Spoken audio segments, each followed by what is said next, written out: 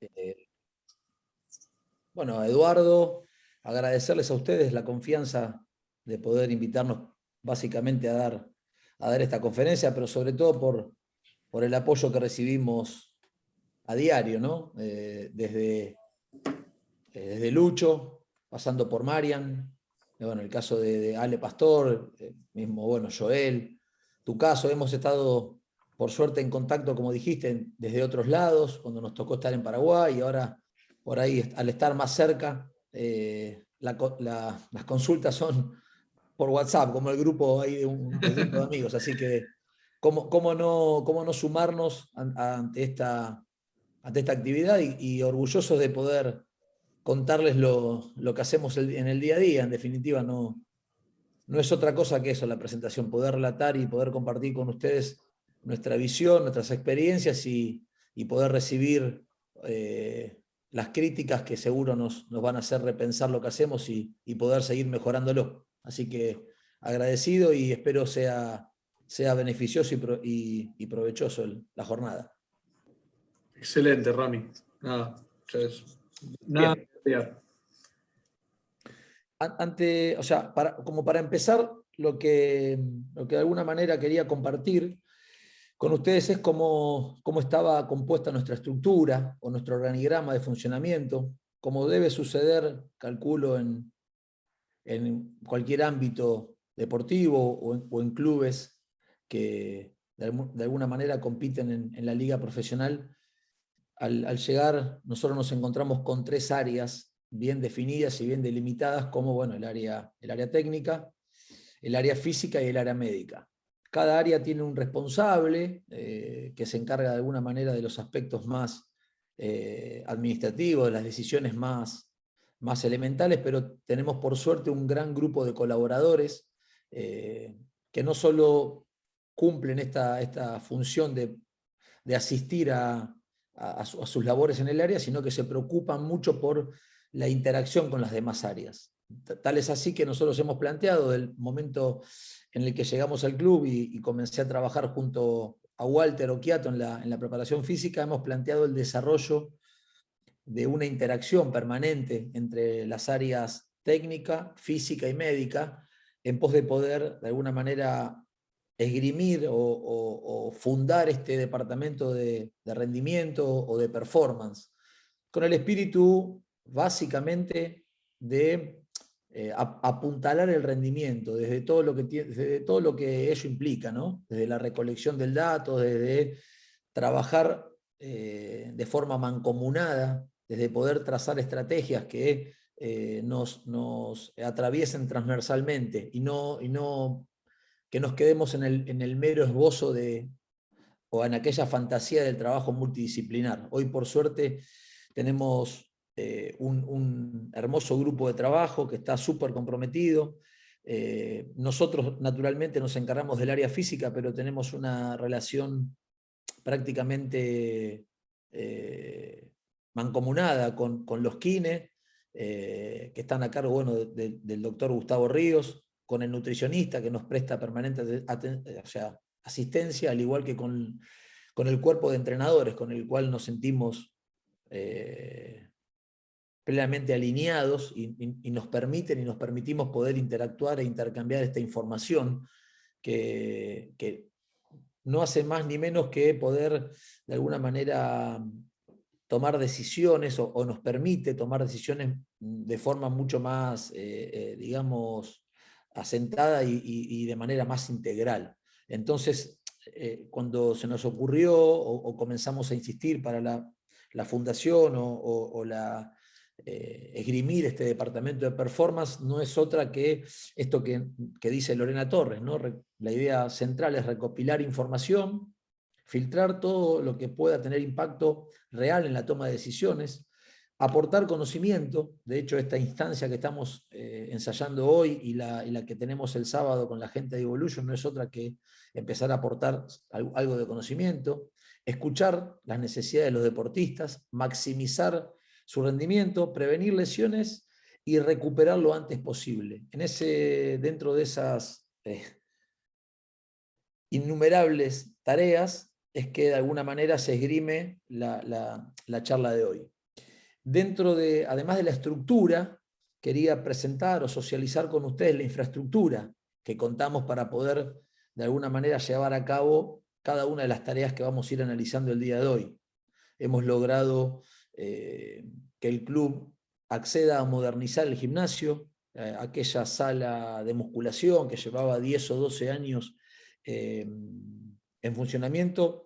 Hemos decidido darle un formato más funcional, que nos sea funcional no solo en la orientación del entrenamiento, sino básicamente funcional a los objetivos que nos planteamos desde el entrenamiento y básicamente desde la orientación del entrenamiento. Entonces, hemos rediseñado aquella vieja sala de musculación en un gimnasio de rendimiento, donde, como solemos ver en algunos lugares, digamos, cuando se construye de cero, los espacios son mucho más amplios, pero aquí dentro del espacio que teníamos nos permitió armar una corredera de algo más de 20 metros a lo largo de todo el gimnasio y poder destinar una zona, ¿sí?, con un piso apropiado para todo lo que tiene que ver con el desarrollo de la fuerza. En realidad, aquí es donde comienza a cimentarse para nosotros el trabajo de velocidad.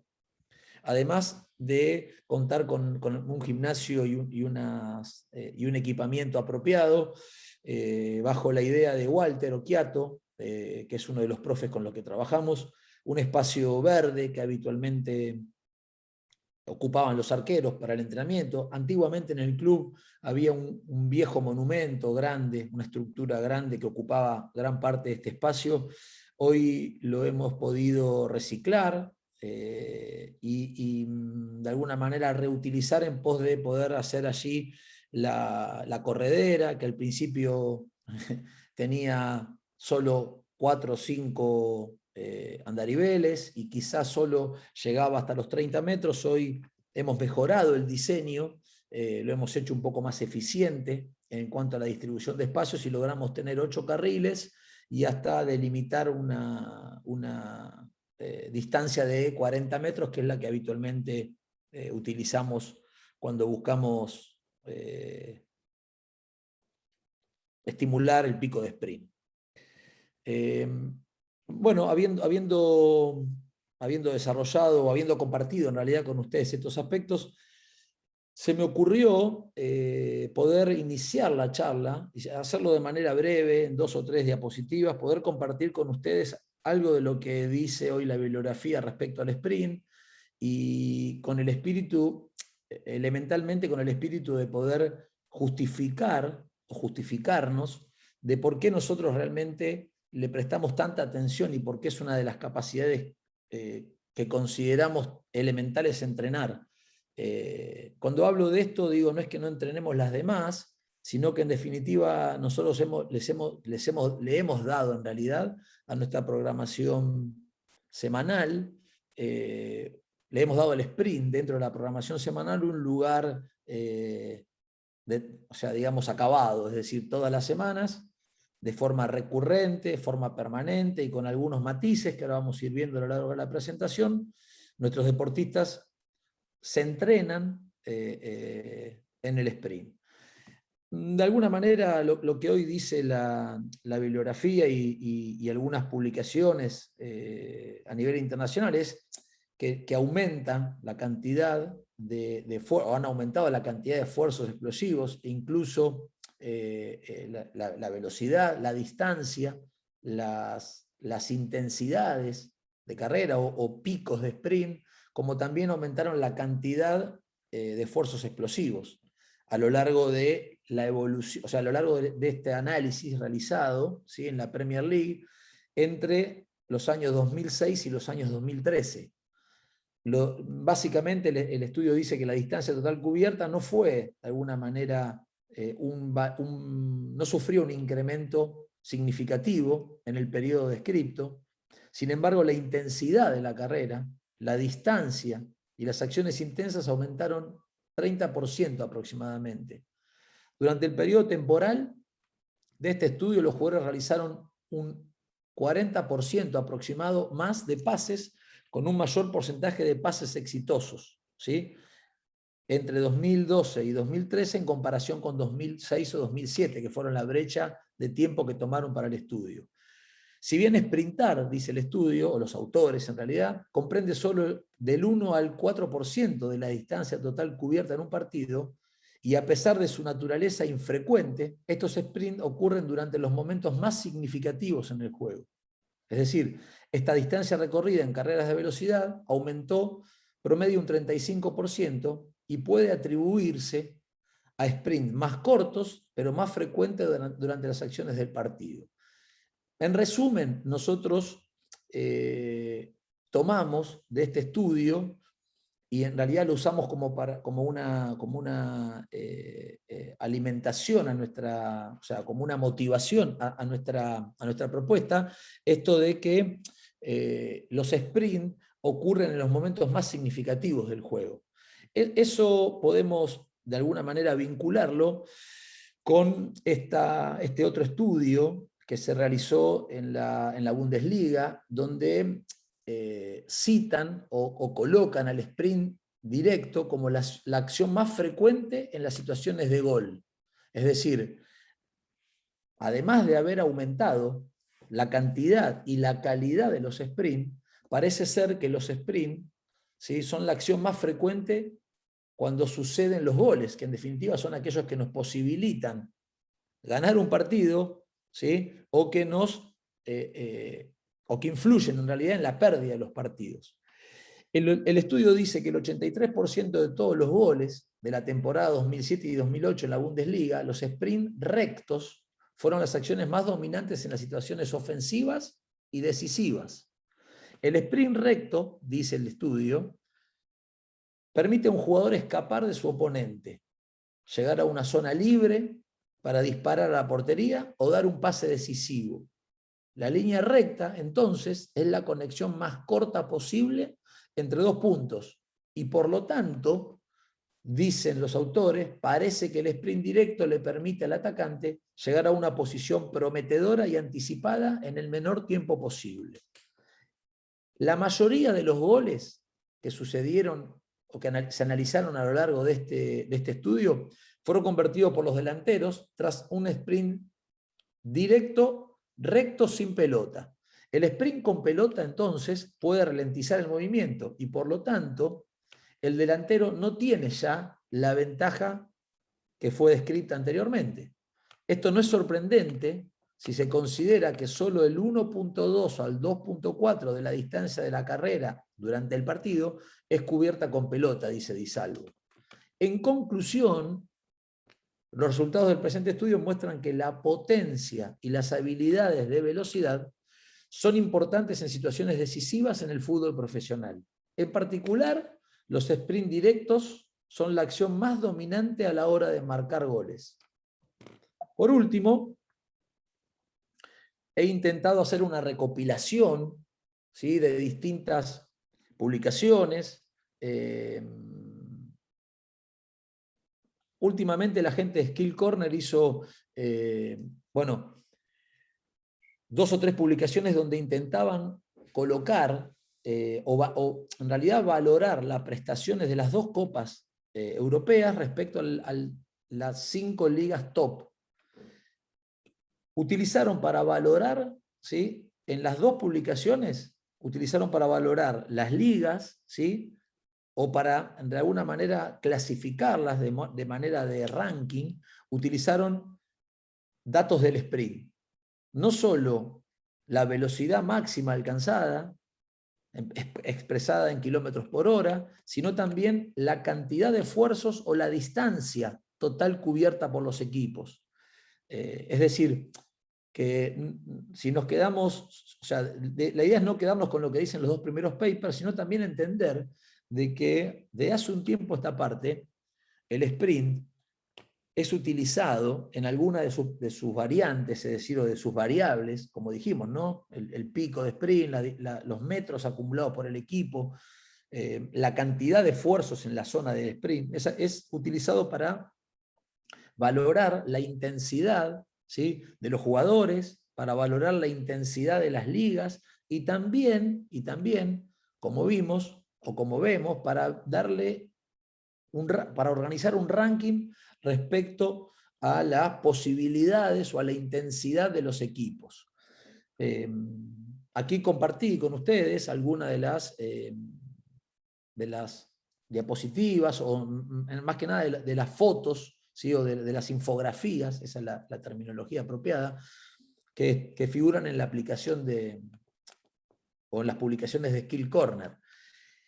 Lo que dicen, básicamente, me quedé con dos apartados que me parecen interesantes compartir antes de entrar de lleno a nuestra labor cotidiana. En términos de distancia de sprint, la Liga de Campeones representa un aumento del 20% respecto a la Liga 1 de Francia, y 17% en comparación con la Bundesliga de Alemania, y un 10% con la Serie A de Italia. Para conocer y valorar la intensidad física de los jugadores en una competición, se analiza el rendimiento basado en la distancia promedio de sprint, trazada contra el número promedio de actividades de sprint. Es decir, reforzar con estas 4 o 5 fotos, más con estas 2 frases, esta decisión que nosotros hemos de alguna manera tomado de jerarquizar o de darle una jerarquía relevante al entrenamiento del sprint. No sé si por sobre el resto de las capacidades, pero sí una propuesta renovadora respecto a lo que habitualmente suele suceder en el microciclo competitivo en los equipos de fútbol profesional. Para poder entrar en tema y de alguna manera definir básicamente qué es sprintar, tenemos que de alguna manera establecer cuándo sprintan nuestros futbolistas.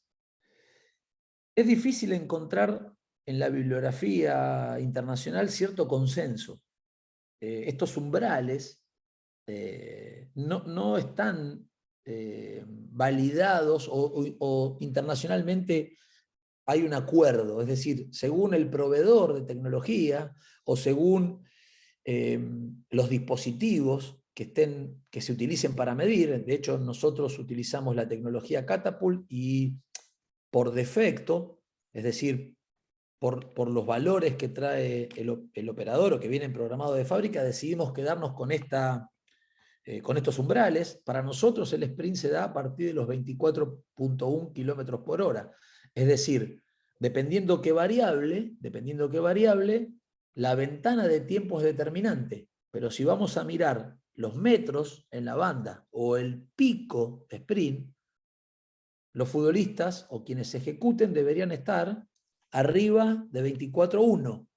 ¿Sí? Si en realidad lo que nosotros queremos mirar es la cantidad de eventos, deberían tener que mantenerse al menos un segundo arriba de esa distancia, ¿sí? O sobre el valor 24.1.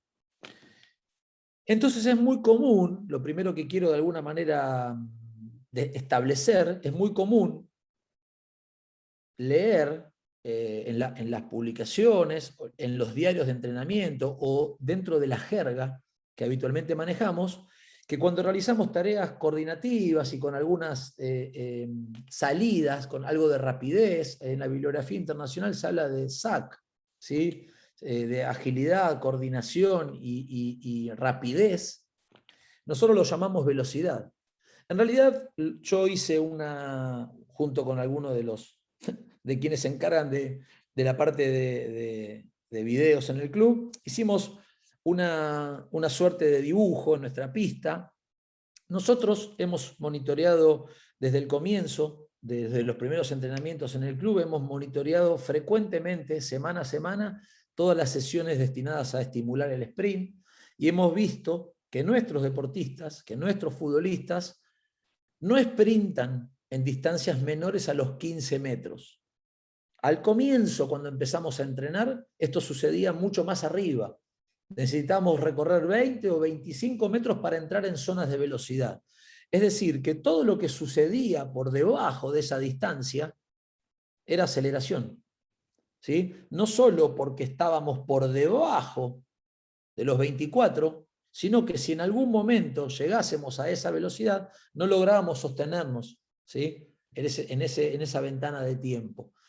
Ahí hay unos conitos, unos pequeños conitos que marcan los 15 metros y es la distancia que nosotros utilizamos, y ahora lo vamos a ir viendo a lo largo de la presentación, es la distancia que habitualmente utilizamos para realizar las primeras aproximaciones. Entonces, dentro de nuestros registros, los primeros 15 metros son de aceleración. Necesitamos recorrer 15 o más metros para entrar en una zona de velocidad. Aquí el 3 marca el tercer nivel, que serían los 30 metros cumplidos. Nosotros tenemos claro que nuestros deportistas, cuando recorren zonas de entre los 15 y los 30 metros, ¿sí?, están en zona de velocidad. Pero si nosotros quisiésemos estimular lo que hoy leemos o encontramos en la bibliografía como el top speed, es decir, aquel pico de sprint, necesitamos mucho más que 30 metros. Entonces, esta primera diapo en realidad es para acordar algunos términos que se van a ir suscitando a lo largo de la presentación. Es decir, van a ver que por momentos hablamos de aceleración, por momentos hablamos de velocidad y por momentos hablamos, o yo voy a citar el pico de sprint o el top speed. ¿Está bien? Esta pista es la primera que habíamos de alguna manera marcado. Hoy la pista tiene cuatro digamos, distancias que van de 0 a 40 en fracciones de 10 y nos permiten de alguna manera poder estimular en cada una de estas zonas si así lo deseásemos. Bueno, vamos a darle play a nuestro primer video como para ver a nuestros chicos correr y empezar a desempeñarse. ¿Sí?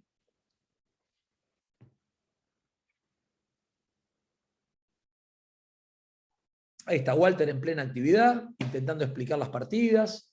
¿Sí?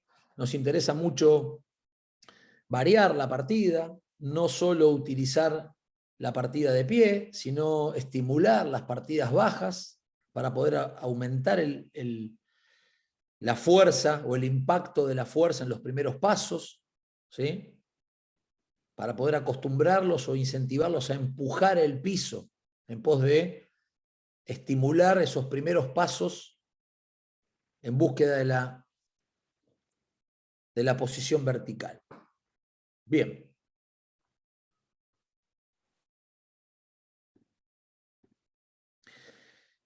Esta diapositiva corrió, o esta foto en realidad corrió mucho por las redes sociales, anduvo dando vueltas para allá, para acá, se generaron debates, conclusiones y demás. Nosotros utilizamos para monitorear, como les dije, un sistema de GPS. Nos permite, ahora vamos a ir viendo, nos permite mediante, nosotros tenemos el sistema Vector, y nos permite mediante la antena, ¿sí? Esto lo opera Ignacio García, que es otro de los profes con los cuales conformamos el departamento de preparación física.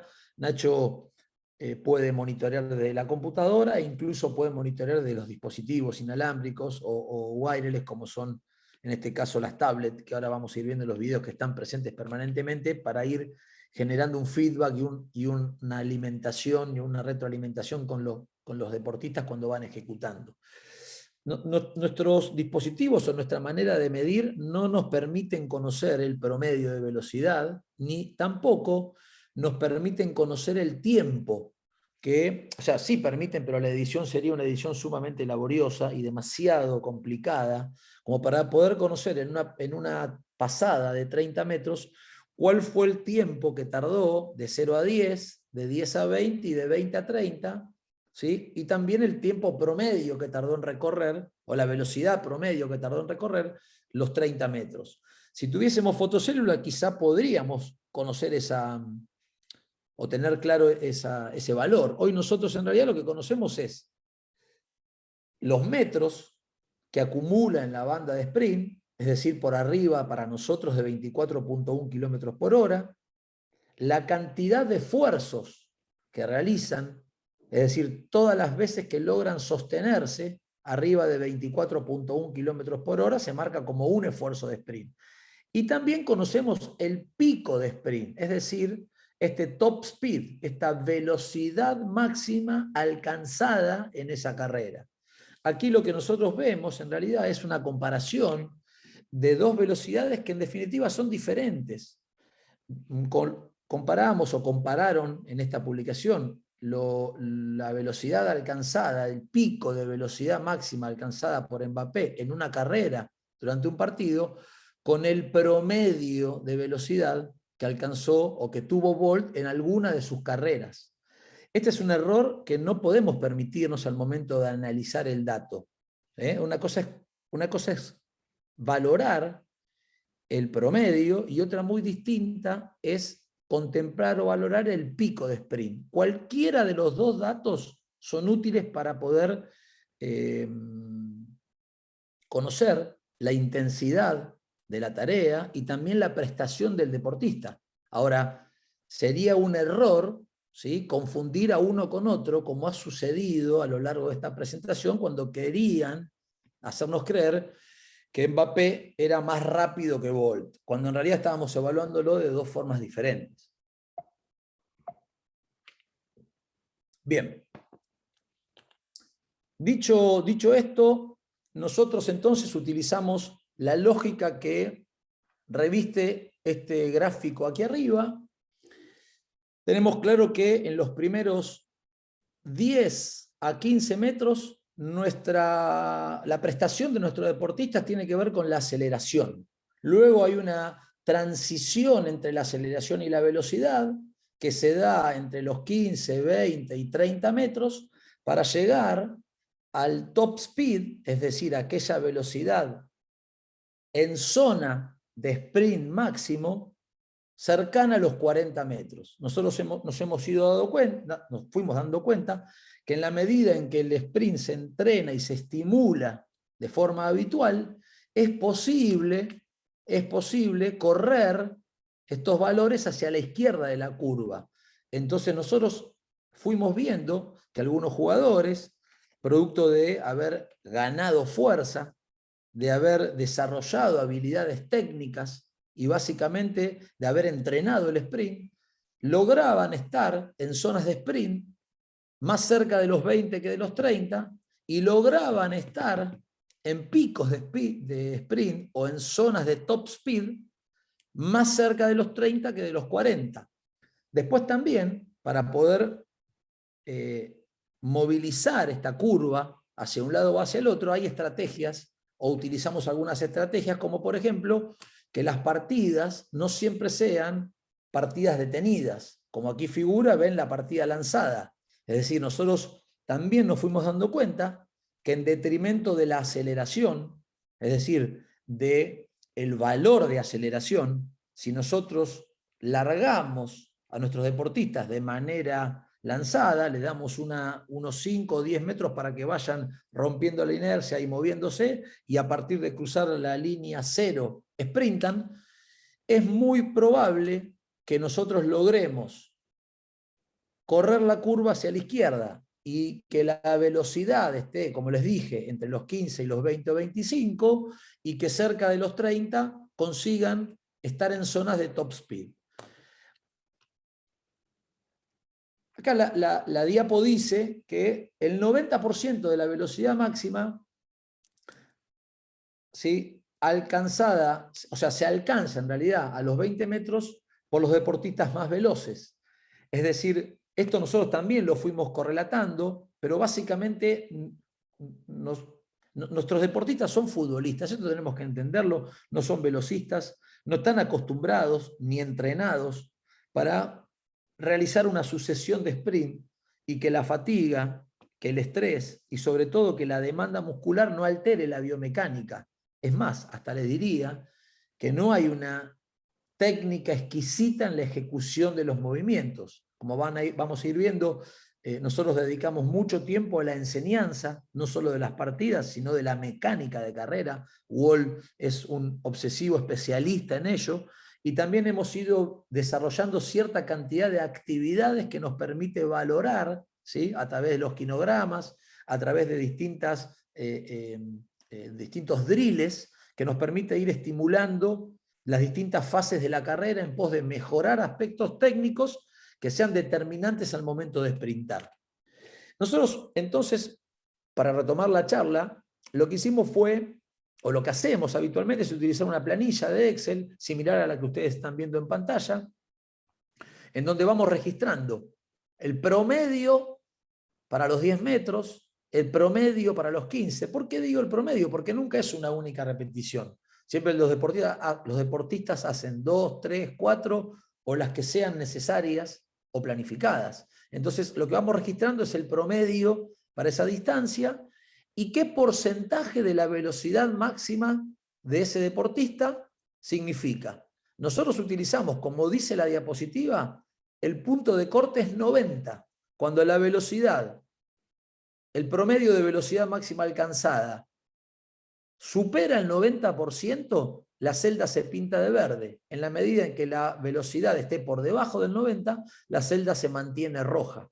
En esta sesión, ¿sí?, lo que fuimos viendo es que una organización lógica de las actividades que tienda a un incremento progresivo de la intensidad en términos de la velocidad máxima sería esta organización. Primero, las tareas de 10 metros, luego las acciones de 15 metros, luego ya en zona, ¿sí?, de velocidad, las acciones de 20 metros. Nosotros utilizamos como driles para entrenar la velocidad, pero además para enseñar las distintas fases de la carrera, el build-up y el wicked run. Por lo extenso o por la cantidad de temas que había elegido para la charla, no integré estos aspectos que tienen más que ver con el aprendizaje y con la corrección o el análisis de la carrera que con el rendimiento del sprint, aunque son directamente proporcionales, es decir, aquellos que mejor corren o que mejor se mueven, naturalmente tienden a ser los más eficientes en las pruebas de velocidad. Pero, será para otro próximo encuentro.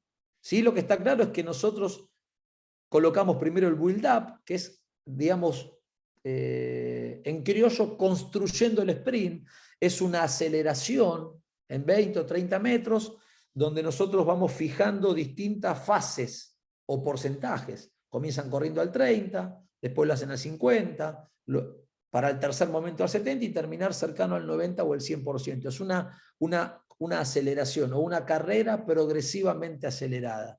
Distinto es el wicked run, que es un drill donde hay vallas pequeñas colocadas a una distancia oportuna para obligar a los deportistas, aquí a lo que estamos viendo a Lautaro Ríos, a elevar la rodilla que ataca y también a estimular o favorecer ese vuelo en pos de ir sorteando estos obstáculos. Por último, cuando quisimos entrar en zonas de top speed, ¿sí?, seguramente por la cantidad de actividades anteriores elegimos directamente ir a los 30 metros lanzados. Digo, ¿por qué es importante esta diapositiva para nosotros? ¿O qué es lo que quiero compartir con ustedes? Los dispositivos a nosotros no nos permiten, y esta es una crítica, lo hemos conversado lo hemos conversado con Mariano en su momento, los dispositivos marcan a lo largo de la sesión, aunque los reinicies, aunque generes un nuevo periodo, y aunque probamos todas las estrategias posibles, el dispositivo queda, digamos, tildado con la máxima velocidad alcanzada. Entonces sucede que si yo primero coloco los build-up o el wicked run, que revisten una intensidad del 90% o del 95%, y luego quisiese hacer las pasadas de 20 metros, al momento de controlar y de tener que darle retorno a los deportistas, yo no podría ver ninguna intensidad o ninguna velocidad que esté por debajo de esta delimitada. Por eso es importante para quienes realicen o lleven adelante una metodología del sprint utilizando los dispositivos GPS para el control de las distintas variables, que organicen su sesión de manera creciente en términos de la intensidad. Imagínense si nosotros deseamos primero arrancar con los 30 metros lanzados, que no sería nada descabellado, y luego hacer los drills. Nosotros no podríamos darle retorno en cada repetición, como solemos hacerlo a nuestros deportistas, en términos de porcentaje de la velocidad máxima o cantidad de sprint o de eventos, porque esto hubiese quedado de alguna manera trabado con los 30 metros lanzados. Entonces, nosotros permanentemente monitoreamos y vamos reorganizando nuestras actividades. Intentamos siempre ir de lo menos intenso a lo más intenso, no solo para respetar la coherencia del plan, sino básicamente para poder salvar esta traba que hoy nos presenta monitorear con los GPS en vivo. Es decir, luego de analizar en la nube y poder bajarlo a la consola, esto no sucede. Pero nosotros necesitamos tener retorno en vivo, en el ahora a hora, porque vamos monitoreando cada una de las repeticiones y de alguna manera eso nos permite ser más eficientes al momento de cumplir con los objetivos trazados.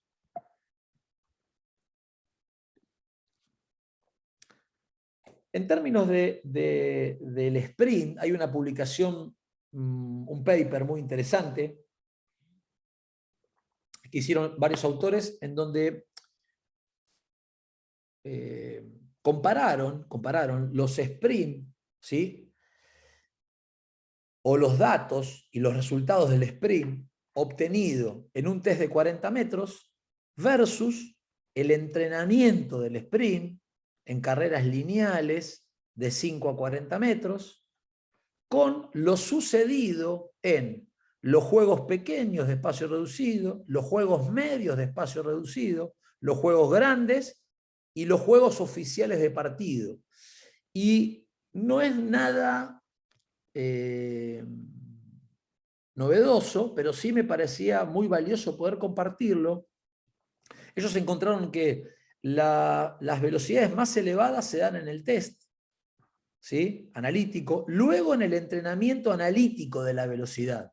Es decir, si tuviésemos que organizar de forma similar a como nosotros organizamos los distintos eventos, los autores dicen que primero la tarea que mayores valores dio fue la evaluación analítica. Luego, el entrenamiento analítico, seguido de los sprint en competencia. Y por último, se fueron dando, ¿sí?, se fueron encontrando resultados en los trabajos en espacio reducido. Esto lo traigo a colación porque es muy común en charlas en off con distintos profesionales, con distintos profesores y en realidad preparadores físicos que valoren los sprints conseguidos en la competencia como una medida para poder dosificar o programar el entrenamiento. En definitiva, el juego es tan aleatorio y el rival condiciona tanto, o el contexto en realidad condiciona tanto, que sería muy difícil poder considerar como exclusivo, ¿sí?, o como único medio para valorar los sprints aquello que sucede en la competencia. Muy por el contrario, nosotros intentamos utilizar los eventos que sucedan durante el entrenamiento en pos de estimular comportamientos que luego queremos se vean manifestados en competición. Hacemos el camino inverso, es decir, estimulamos durante el microciclo competitivo, en volumen, en cantidad y en intensidad, sprint, para que luego ese tipo de comportamiento, como lo hace el entrenador con aspectos tácticos o técnicos, se vean puestos de manifiesto a lo largo de la competición. Aquí lo que hice fue intentar compartir con ustedes 3 semanas diferentes. Cuando hablo de semanas diferentes, no solo porque fueron en momentos distintos, sino porque su orientación o su organización interna fue distinta, ¿sí? La última es una semana competitiva, la del medio es una semana, digamos, de pretemporada, perdón, y la primera semana perdón, la del medio es una semana de precompetencia y la primera es una semana de pretemporada. Lo que nosotros solemos diferenciar en términos de no titulares y titulares tiene que ver básicamente con si hubo eventos de fútbol y hubo participación parcial del plantel. En realidad, más que comparar los valores de arriba, yo deseaba comparar los valores de abajo y ver cómo nosotros lo que hacemos es un registro en estas bandas, ¿sí? De alguna manera llevamos el conteo de los totales y la distribución, no solo por actuación en partidos o amistosos, sino también las cantidades absolutas, es decir, todos los metros acumulados en las distintas variables que vigilamos. Aquí totales, es decir, en negrita los promedios grupales, en rojo cómo se distribuyeron según quién estuvo en qué lado. Pero en realidad lo que yo quería compartir con ustedes es lo que vemos abajo, que es para la distancia de más de 24 kilómetros por hora y para la cantidad de sprint, es decir, la cantidad de eventos en la banda, ¿cuánto por ciento corresponde a una tarea, a la tarea física analítica y cuánto por ciento en una semana completa, partido incluido, corresponde a entrenamientos que tienen que ver con lo técnico-táctico? Como ustedes verán, y comparan, pueden ver y comparar con las distintas variables o las otras variables, las variables de sprint, es decir, aquí la distancia total cubierta y la cantidad de eventos, siempre son, indistintamente de las características del microciclo, siempre son más estresadas en cantidad y obviamente en porcentaje de forma analítica. Es decir, que quizá si nosotros solo nos quedásemos con lo que sucede en la competencia o solo nos quedásemos con lo que sucede en las acciones jugadas, estaríamos subestimulando la banda, estaríamos quizá subentrenando, ¿sí? Producto de que difícilmente podamos saber de forma anticipada qué cantidad de esfuerzos, qué cantidad de metros o qué calidad de esfuerzos son los que se van a dar en el juego o en la competición. De esta manera nosotros lo que hacemos es asegurarnos analíticamente de estresar la banda en cantidad y en calidad. Bueno, habiendo dicho esto, quiero compartir con ustedes un microciclo típico. Nosotros utilizamos para la organización del microciclo la idea o el formato del microciclo estructurado, es decir, una estructura más o menos estable que se repite a lo largo de las distintas semanas de la competición.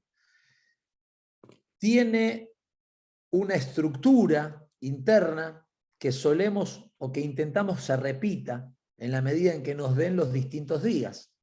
Y a su vez tomamos la impronta del entrenamiento coadyuvante, ¿sí?, que proponen varios autores españoles para poder enriquecer nuestra propuesta. Por eso ustedes van a ver que en distintos colores aparecen en el preentreno y en el postentreno distintas tareas que tienden a ser para estimular lo que antiguamente llamábamos lo que deseásemos compensar o lo que necesitásemos complementar. A partir de las evaluaciones de pretemporada y las evaluaciones médico-deportivas y físico-deportivas, es que de alguna manera vamos componiendo la orientación del coadyuvante cuando es un entrenamiento individualizado o cuando lo realiza todo el plantel. Digo, tomé como referencia este plan. Para quienes trabajan en el fútbol profesional saben que, y están muy familiarizados con la duración de los ciclos, es muy difícil encontrar ciclos de entrenamiento que tengan una misma duración. Por eso es muy difícil utilizar una plantilla estándar para poder configurar la semana.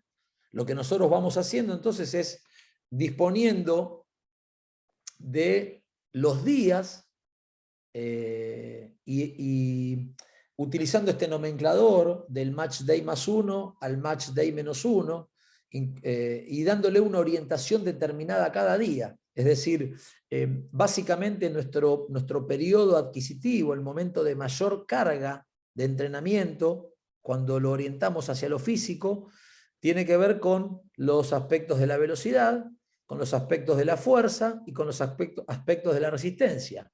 Hemos logrado unificar los criterios y cuando el día de velocidad, cuando corresponde el día de velocidad, tanto las tareas físicas analíticas del bloque físico como las tareas del bloque táctico o técnico-táctico, intentamos tengan esa orientación. ¿Qué sucede cuando el ciclo es más corto? ¿Sí? Porque aquí, como verán, tenemos 7 entrenamientos, pero en realidad tenemos 2 partidos entre semana. Uno jugamos el partido día lunes y volvimos a jugar el día sábado. Es decir, que hubo 4 entrenamientos entre partidos. Si bien entrenamos 7 días, entre partidos tuvimos solo 4. Hemos elegido estimular la velocidad, ¿sí?, a pesar del escaso tiempo, y para ello utilizamos, como verán aquí, un protocolo S. Es decir, nosotros, indistintamente del tiempo que tengamos, diseñamos teóricamente distintos protocolos que darían de alguna manera respuesta o que irían encajando conforme al tiempo que disponemos entre competición y competición. Para semanas largas, en donde por lo menos tenemos 5 entrenamientos y no suceden ni preceden a semanas cortas, utilizamos un protocolo de denominación L. Nos tomamos como prestado la denominación de las prendas, de la ropa. Nuestro protocolo L incluye habitualmente la utilización de sprint resistidos, además de la carrera, ¿sí? Establecimos una cantidad de metros y una cantidad de esfuerzos en la banda. Lo mismo hicimos para el protocolo M y para el protocolo S. Y también incluimos dentro del protocolo de velocidad lineal, ¿sí?, la velocidad curvilínea. Vamos a ir viendo a lo largo de la presentación qué características tiene la velocidad curvilínea y por qué motivo nosotros encontramos en esta modalidad una excelente actividad cuando deseamos realizar semanas de descarga, ¿sí? Aquí lo que comparto con ustedes es los metros que establecemos como parámetro a acumular durante esa sesión y la cantidad de esfuerzos en la banda. Para ello quiero compartir un video, ¿sí? Los videos suelen arrancar con tareas de movilidad, tareas dinámicas, ¿sí?, de movilidad dinámica, preparando la musculatura implicada en el sprint, con distintas variantes activas, dinamizadoras, que vayan colocándonos de cara al segundo momento, que tiene que ver con la mecánica de carrera. Estiramiento dinámico.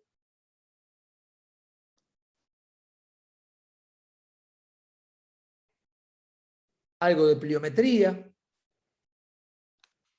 Y vamos directamente a la mecánica. En este caso, Walter eligió los bastones, ¿sí?, para poder hacer hincapié en aspectos que tienen que ver con la técnica. En este caso, amplitud, zancada, aceleraciones con banda, como momento previo a la tarea o a las primeras aproximaciones. Algunas partidas desde posiciones isométricas, utilizamos los primeros 10 metros, aceleración, se van soltando, una introducción a la carrera, arrancamos con partidas detenidas, ¿sí?, de 10 metros.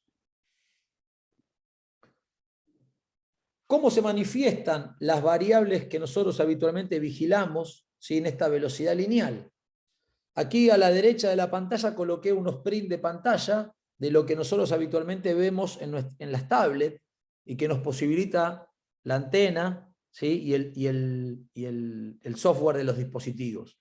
Podemos ver en dos pantallas diferentes, podemos elegir qué ver. Como es el día de velocidad, nosotros elegimos esfuerzos en la banda 7, esfuerzos en la banda de sprint, porcentaje de la velocidad máxima y máxima velocidad alcanzada. ¿Está bien? Esto nos permite, por ejemplo, sabiendo previamente qué porcentaje de velocidad histórico fueron alcanzando para esa actividad, nos permite determinar objetivos. Por ejemplo, podríamos pensar como algo lógico que los futbolistas estén entre el 80 y el 85% en las salidas de 20 metros. A nosotros el hecho de monitorear en vivo y tener el registro permanentemente nos posibilita dar feedback y detectar quienes todavía están medio remolones, ¿sí?, para poder cumplir con los requerimientos de la serie. También en otra pantalla o en otra solapa de la misma pantalla podemos ver, ¿sí?, la velocidad máxima alcanzada, podemos ver los metros acumulados en la banda y podemos ver la cantidad de esfuerzos, ¿sí?, alcanzados en la banda. Aquí podríamos ver, si queremos, los metros. Nosotros, para monitorear en vivo los sprints lineales, básicamente utilizamos el porcentaje de la velocidad máxima y la cantidad de esfuerzos en la banda. Aquí hay otro videíto que refleja un poco la idea, ¿sí?, las primeras aceleraciones en 10 metros. Como verán, hay un grupo adentro de la cancha que estaba haciendo algunas tareas técnicas. Luego de algunas aceleraciones hacemos los drills. Estos son los wicket run, ¿sí? Aquí habitualmente tomamos con una cámara, con una GoPro, con una cámara de gran angular, tomamos las repeticiones de cada uno de los jugadores y Walter en un trabajo casi artesanal va componiendo estos quinogramas para poder analizar la biomecánica de la carrera y ver en qué medida la mejora, ¿sí?, de esos aspectos técnicos nos puede colaborar a mejorar también aspectos determinantes en la velocidad.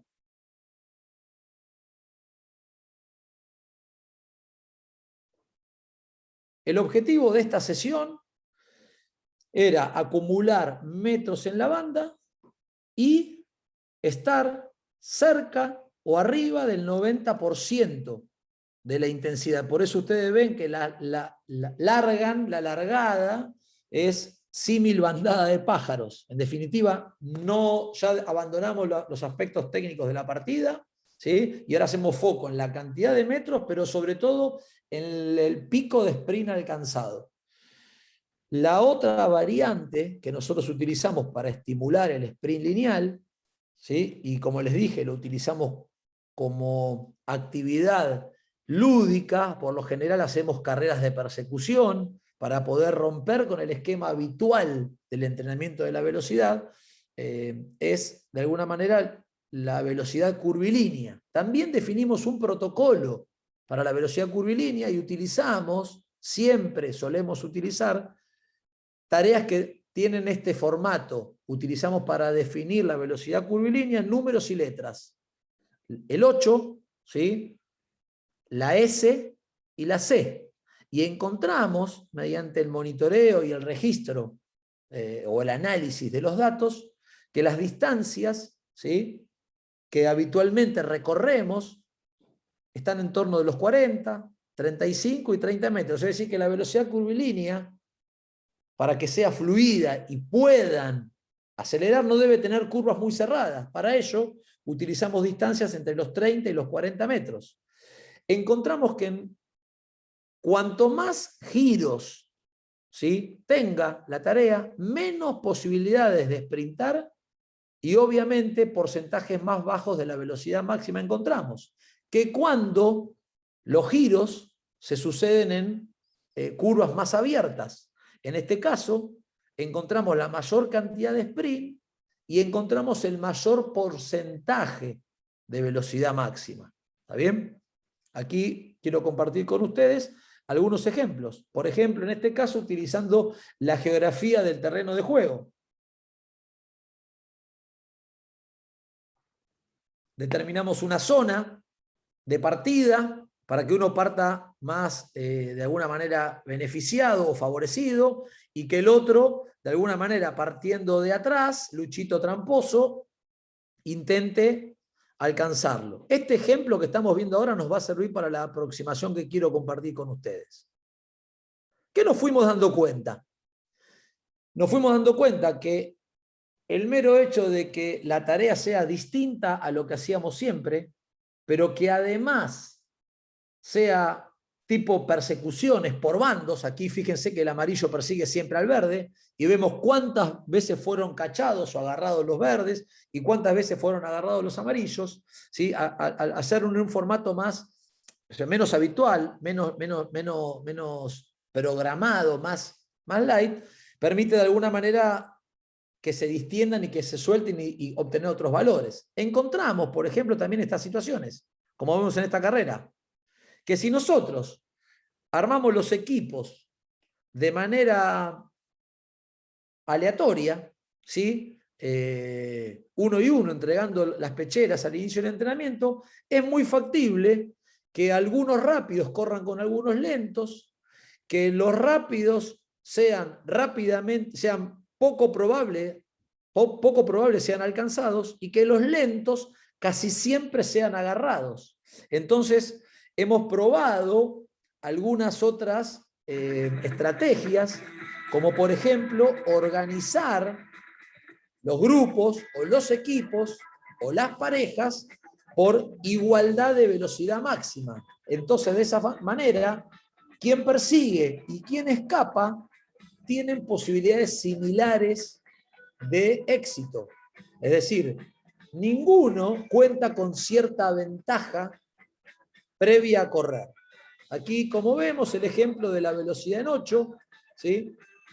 La idea es, también sucede esto, es decir, si yo no coloco a jugadores que tengan la misma velocidad máxima o velocidades similares, sucede lo que pasa en el segundo ejemplo, que la tarea se ve coartada porque casi en la mitad del recorrido, quien debía escapar, ¿sí? Logra ser atrapado, o quien debía atrapar, logra, ¿sí? Alcanzar a su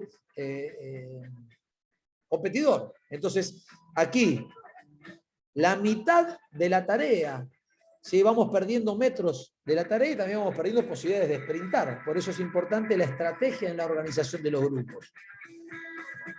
Aquí otro ejemplo similar. Este sí está organizado por velocidades. Aquí los dos tienen una velocidad parecida. Fíjate que siempre se mantiene pareja la distancia.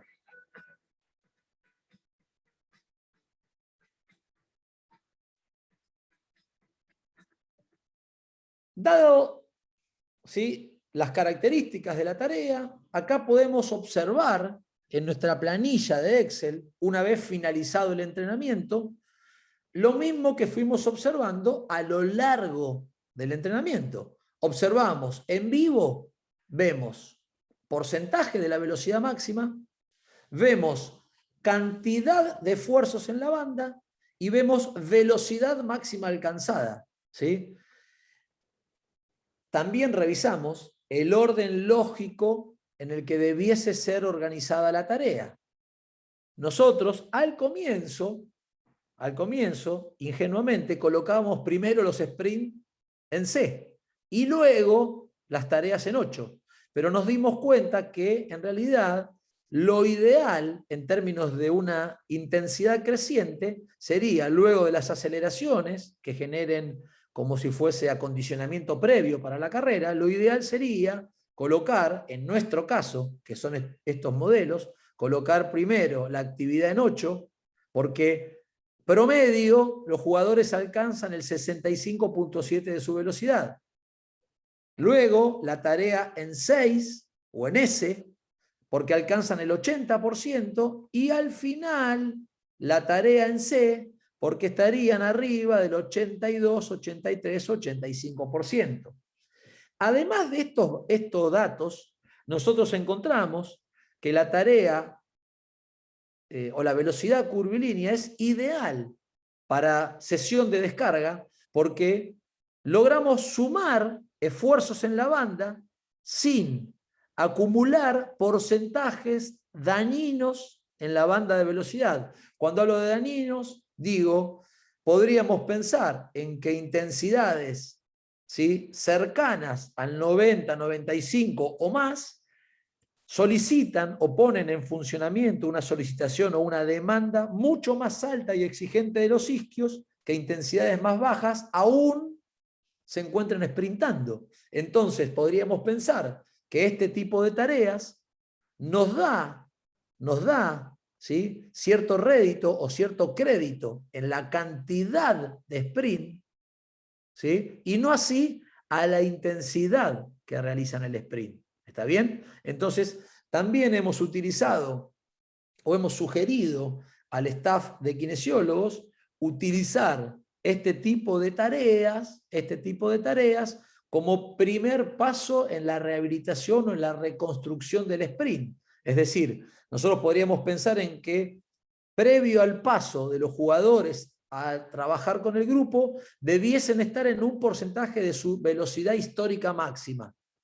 Pero nos dimos cuenta que en realidad quizá ello sea muy estresante para aquel que venga de una lesión muscular en isquios y que ponerlo a picar, ¿sí?, a sprintar en 40 metros haría que ese isquio que viene con cierto, que viene reconstruido, pero que el deportista arrastra todavía cierto temor, sería nuevamente muy riesgoso. Quizá esta variante de los sprint nos posibilita estar en zona de sprint, fíjense las velocidades, estar en porcentajes, ¿sí?, nada despreciables, y sumar cantidad de esfuerzos en la banda. Entonces, me parece que no solo es una actividad ideal para poder descargar las semanas de mucho sprint lineal, sino también para considerar al momento de un retorno al entrenamiento o un retorno a la velocidad. Otra de las tareas que nosotros solemos hacer o utilizar para estimular, como les conté, el sprint, son los sprint resistidos. Solemos utilizar carreras, ¿sí?, de 15, 20, 25 o 30 metros con trineo lastrado. Aquí hay un consenso o hay un disenso, no sé si esta la palabra aplica, pero no hay un acuerdo internacional en términos del peso del trineo, del peso de la carga a arrastrar en realidad. Por lo que nos hemos informado y lo que hemos leído, la mayoría de quienes no evalúan utilizan un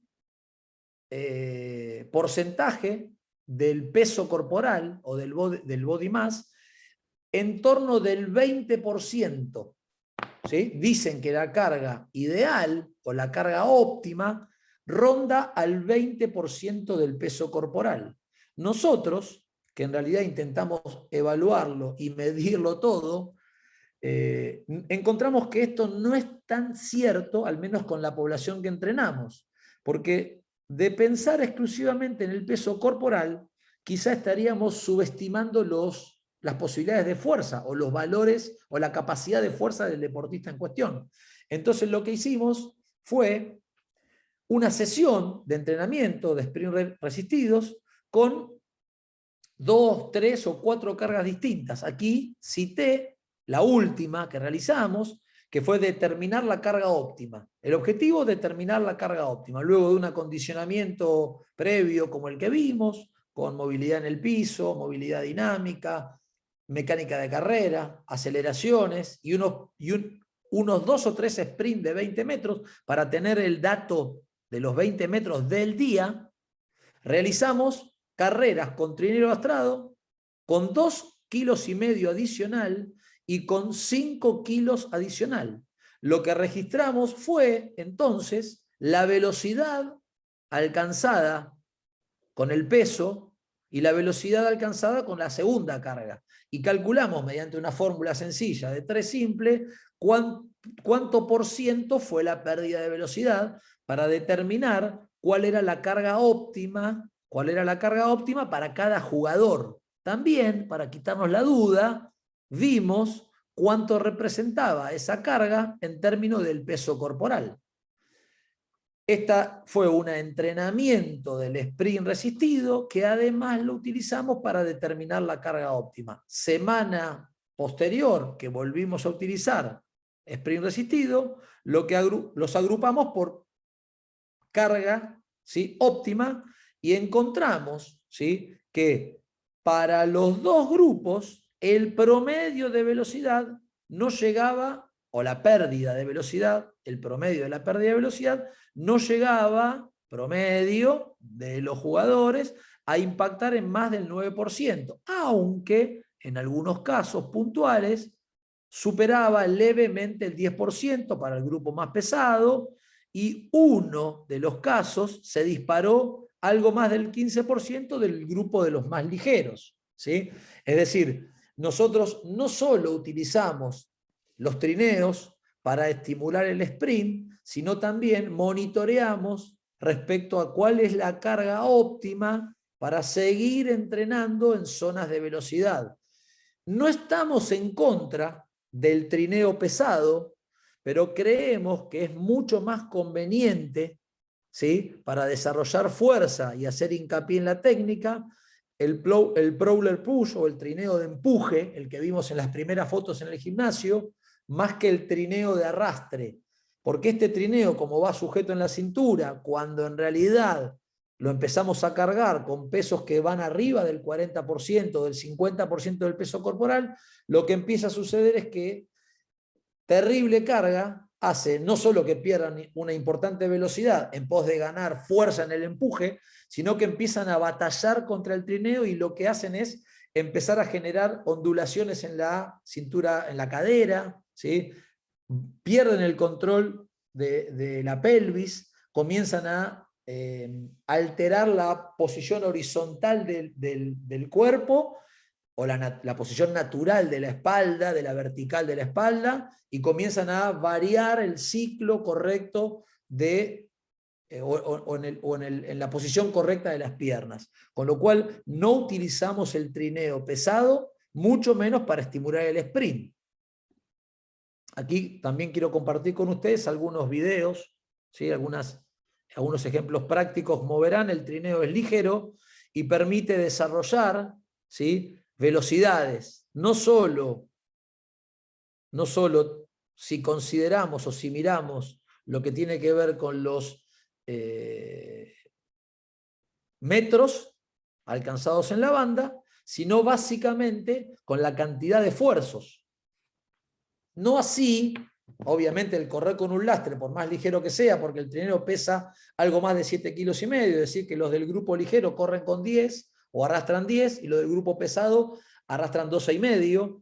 Eso ya es una limitante mayor para poder alcanzar top speed, es decir, que el hecho de arrastrar el trineo ya naturalmente estaría imposibilitando que superen ese 90%. ¿Está claro?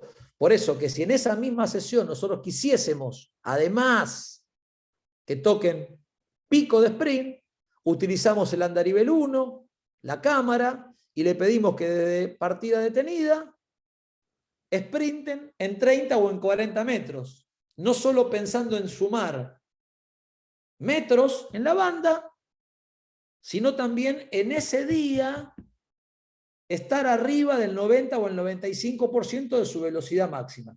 Entendido esto como una vacuna preventiva.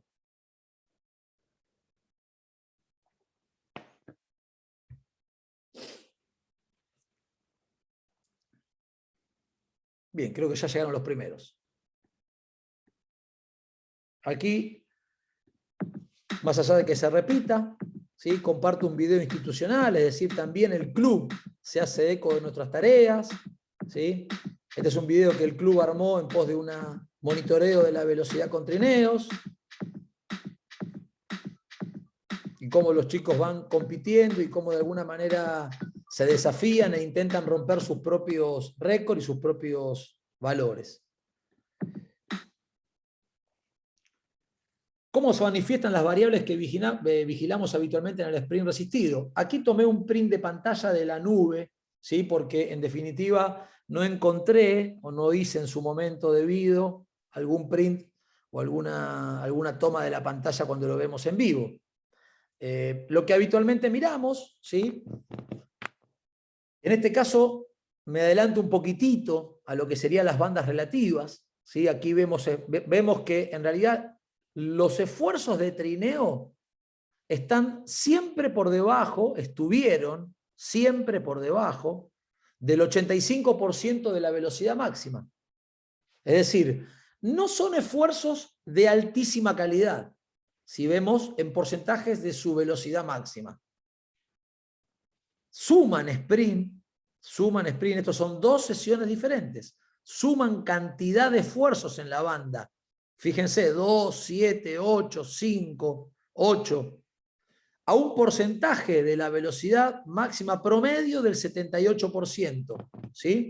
Y tampoco suman una gran cantidad de metros en la banda. Fíjense que si promediamos lo conseguido por todos los jugadores, 50 metros.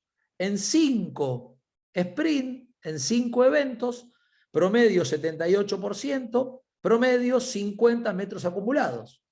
Aquí, en otra sesión, observamos lo mismo.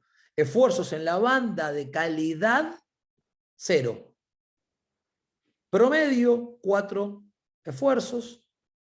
Promedio, 79% de la velocidad máxima. Promedio, 47 metros en la banda. Es decir, que si nosotros quisiésemos acumular selectivamente cantidad de esfuerzos en la banda, prescindiendo de las intensidades máximas o de acumular metros, podríamos utilizar tranquilamente sprint resistidos, ¿sí? En pos de estimular esto. Vuelvo a repetir, en el proceso de rehabilitación de un lesionado, podríamos pensar, en vez de ponerlo a correr pasadas de 20, de 30 o de 40 metros, utilizar las variantes de la velocidad curvilínea o las variantes del sprint resistido, en pos de no exponerlo, o mejor dicho, de exponerlo selectivamente a estimular alguna de las variables que miramos del sprint y no el completo combo de intensidad, repeticiones y metros en la banda. Bien, vamos ahora un poco al tema volúmenes. Nosotros utilizamos referenciales de competencia, es decir, registramos todo lo acumulado en el partido, en valores absolutos y relativos, es decir, en lo que se acumula en el total de los minutos jugados, pero también en lo que sucede minuto por minuto, para poder armar de alguna manera un esquema teórico o poder fijar, ¿sí?, ciertos valores teóricos que nos permitan después valorar, es decir, saber si lo que hicimos o lo que acumulamos durante las sesiones de entrenamiento está cerca o no, supera o está lejos de los valores acumulados durante el partido, porque nuestra referencia para poder valorar cuánto es mucho y cuánto es poco es lo que genera nuestro equipo en la competición. A esto lo llamamos promedios dinámicos, tomando una idea que plantea Marcos Chena, y él dice que en definitiva, mirar el promedio histórico en la competición no sería tan apropiado como mirar el promedio de los últimos 4 juegos. Dice que en realidad el promedio de los últimos 4 juegos reviste o muestra más en la realidad de la forma deportiva del equipo que el promedio, en este caso, de los 28 partidos en la temporada. Nosotros, de todos modos, para siempre corroborar si esto es así o no, total, el Excel te permite ocupar una casilla más, vemos en el total de los partidos, la suma total del equipo, desde que jugó los 96 minutos hasta que jugó 3 minutos, cuánto acumula el equipo para cada una de las variables absolutas que vigilamos. Miramos el promedio de los 28 partidos, miramos el promedio de los 4 partidos, miramos el promedio de la temporada actual y miramos el promedio de la temporada anterior. En este caso, recuadrado en negro, lo que sucede en la banda de sprint. Aquí miramos metros acumulados totales en la banda y cantidad de sprint del equipo. Lo mismo hacemos por partido, es decir, miramos la cantidad de metros acumulados en la banda, arriba de 24.1 kilómetros por hora, y la cantidad de sprint promedio del equipo.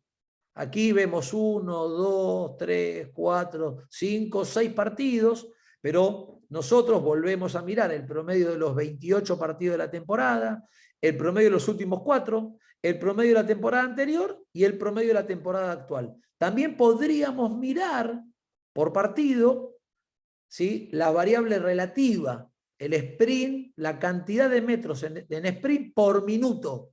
¿Sí? Aquí no lo marqué y lo omití. Y también en otra dimensión, tercera dimensión, miramos cómo se manifiestan estas variables para cada posición. Aquí, tanto para los promedios absolutos en competición como para los promedios por posición, ¿sí?, tomamos como referencia los jugadores que han cumplido el 80% de los minutos en cancha. Hasta la disposición de la FIFA, ¿sí?, que eran solo 3 cambios, miramos o mirábamos quienes habían completado el 100% de los minutos. Pero como ahora la posibilidad post-COVID es de 5 cambios, la muestra quedaba muy corta. Entonces decidimos mirar quienes completan el 80% de los minutos del día. Calculamos el 80% cuando se juegan 93 minutos y calculamos cuánto es el 80% cuando se juegan 98 minutos. Hacemos la fórmula, aplicamos la fórmula y eliminamos a los que hayan jugado menos. Entonces damos el promedio absoluto y relativo por partido y el promedio absoluto y relativo por posición. Estos datos son los que nos van a permitir a nosotros saber si la sesión de entrenamiento está en zona o no en términos de lo que el equipo produce en la competición. ¿Qué referenciales utilizamos? Si en la sesión acumulamos menos del 50%, se va a pintar en verde. Si total metros, esfuerzos y demás entre el 50 y el 74 amarillo, entre el 75 y el 99 naranja, más del 100% de la competición en rojo. Seleccioné adrede una sesión de velocidad, un Velocity Day, y vemos cómo tanto para los valores absolutos, aquí, cantidad de metros en la banda y cantidad de sprint, comienzan a pintarse de colores. Hacemos una doble mirada, miramos a cada uno de los jugadores y comparamos lo que acumuló respecto al promedio de equipo y respecto al promedio de la posición. Como ustedes verán, para una misma sesión, fíjense cómo la respuesta o lo que significa la carga es completamente diferente, ¿sí?, para dos deportistas. Si solo miramos los valores absolutos acumulados, se parecen bastante, no hay una gran diferencia. Pero si lo miramos promedio el equipo y promedio la posición, comienzan a aparecer algunas cuestiones a considerar. Lo mismo hacemos con los valores relativos, es decir, cuántos metros por minuto acumuló en este entrenamiento este deportista. Si lo comparamos con el promedio del equipo, estuvo por arriba de lo que el equipo hace por minuto. Si lo comparamos con el promedio de la posición, estuvo muy por debajo. A su vez, una segunda tabla, miramos cómo se comportan estos mismos datos absolutos y relativos para el promedio de la posición, no solo para un extremo, sino para todos los defensores laterales, porque podría ser que ese día, ese extremo, esté con alguna dolencia y no le permita, que no haya manifestado, obviamente, y no le permita poner de manifiesto todo su potencial al servicio del sprint. Sabemos que necesitamos el 100% de voluntad. Entonces, estos datos nos posibilitarían, o esta revisión, nos posibilitarían ver si los restantes jugadores de su posición, ¿sí?, para los valores absolutos y relativos se encuentran en rojo, es él entonces el problema y no es la posición. Entonces, este análisis pormenorizado de sesión a sesión nos permite ver cómo son los valores absolutos y relativos por deportista y también absolutos y relativos por posición para cada uno de los días según la orientación o la variable que vigilamos del día. En este caso, jueves, elegí los sprints. También observamos, ¿sí?, esto que plantea Gavet de los umbrales relativos. Gavet dice, utilizando el gráfico del ratio agudo crónico, que hay zonas de peligro, que hay zonas de menor peligro y que hay zonas dulces, según la cantidad. Dice que debiésemos, para estar lejos de cualquier riesgo de lesión, exponer a nuestros deportistas, ¿sí?, al menos entre 6 y 10 exposiciones semanales a situaciones de sprint arriba del 90% de su velocidad máxima. ¿Está bien? Arriba del 95% de su velocidad máxima. Nosotros tomamos como referencia el 90%. Él dice que si los deportistas realizan algo menos de 6 sprints, se encuentran en una zona de riesgo, pero mucho más riesgoso es hacer menos de 3. Lo mismo es algo riesgoso, hacer más de 11 o 12, pero hacer mucho más de 13 o 14 aumenta potencialmente el riesgo. Pues también nosotros entonces miramos los esfuerzos relativos por banda.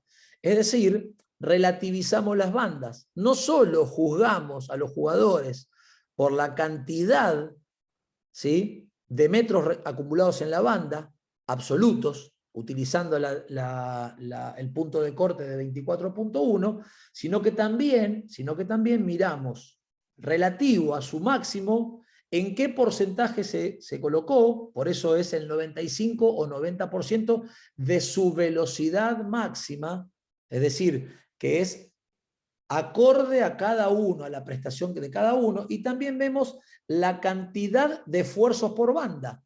Aquí también utilizamos el Excel, que es prácticamente nuestro compañero inagotable, para poder determinar cuántos de la cantidad de esfuerzos acumulados en bandas, ¿sí?, de calidad, se encuentran en zona dulce o no, y quiénes suelen encontrarse por fuera. Acá hay 2 o 3 cosas llamativas para observar. Ver cómo de la cantidad absoluta, total, de sprints o de sprints acumulados en la semana, qué poca cantidad son de calidad, realmente de calidad. Fíjense, por ejemplo, ¿sí?, este caso. A ver, aquí. Como de 59 sprints, que si uno mirase solamente los valores absolutos, diría el mejor está acá. 59 sprints acumuló esta semana. Solo 3 fueron en bandas de calidad. Es decir, sprintó mucho, pero de muy baja calidad. Muy baja calidad. ¿Sí? Sin embargo, aquí, el número 7 sprintó apenas 19 veces en esa semana, pero de las cuales 12 veces lo hizo en bandas de muy buena calidad. ¿Sí? Aquí el Excel nos ayuda y se va pintando de amarillo en la primera zona que nos presenta Gavet y se pinta de rojo en las zonas más alejadas y nos permite ir haciendo el seguimiento de cómo es el acumulado total de sprint y también el acumulado en el set 2, dice la nube de OpenFile, o en los esfuerzos de calidad. Bien, para ir concluyendo la charla, quería compartir con ustedes un video nuevo, completo de una sesión de velocidad, una sesión L de velocidad, ¿sí?, como para que vean cómo comienzan las actividades, de 0. tareas de movilidad o de amplitud articular, estáticas. Luego algo más dinámicas, utilizando la corredera, siempre en las distancias, en el lugar donde después vamos a sprintar.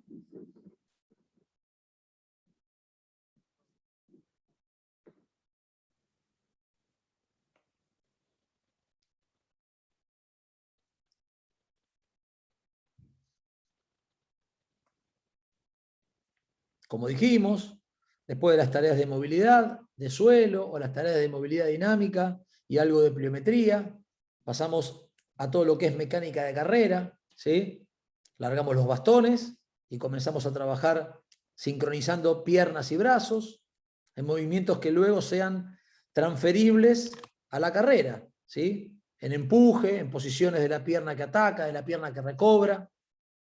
Algunas repeticiones, no mucho tiempo, 5, 6 u 8 minutos, que son fundacionales, pareciera ser que son muy pocos, pero a lo largo de 40, 50 o 60 sesiones en un año, terminan teniendo un volumen sumamente interesante, dedicado a mejorar algunos aspectos técnicos concernientes al sprint o a la velocidad. Este día, como verán, hicimos una sprint resistido, y le pedimos que la partida sea baja, que empiecen a empujar de abajo, además de aumentar la carga lógica que implica partir desde el piso y tener que empujar para lograr la vertical, ¿sí? Tener que arrastrar la carga desde esa posición aumentaría teóricamente la fuerza que tienen que aplicar en los primeros pasos para poder ponerse vertical.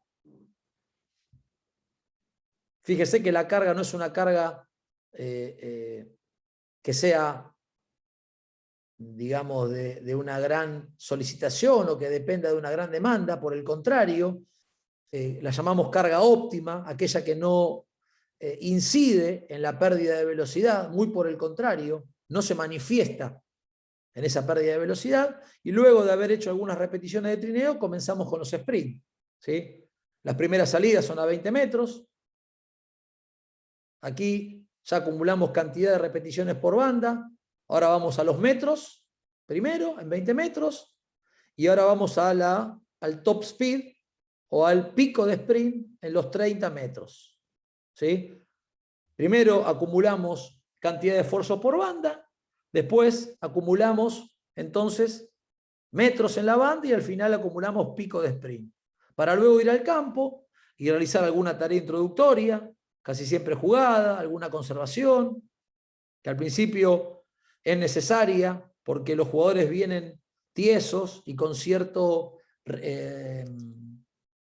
rigidez, ¿sí? o ciertas limitantes en términos de poder moverse armónicamente con la pelota en el espacio y en el tiempo. Entonces siempre incluimos algunas tareas que les posibiliten ir asociándose y asimilando los movimientos que luego se pretenden desarrollar en la sesión, sobre todo cuando es el trabajo técnico-táctico. Fíjense cómo a partir de que corren el tiempo, el juego tiene más fluidez, ¿sí? Al principio era muy interrumpido, había muchos errores forzados. A medida que aumenta la repetición o que corre el tiempo, los golpeos y la fluidez del juego tiende a ser más natural, ¿sí? Necesitan empezar a golpear el balón para entrar en sintonía de lo que se espera. Arqueros participan como apoyo.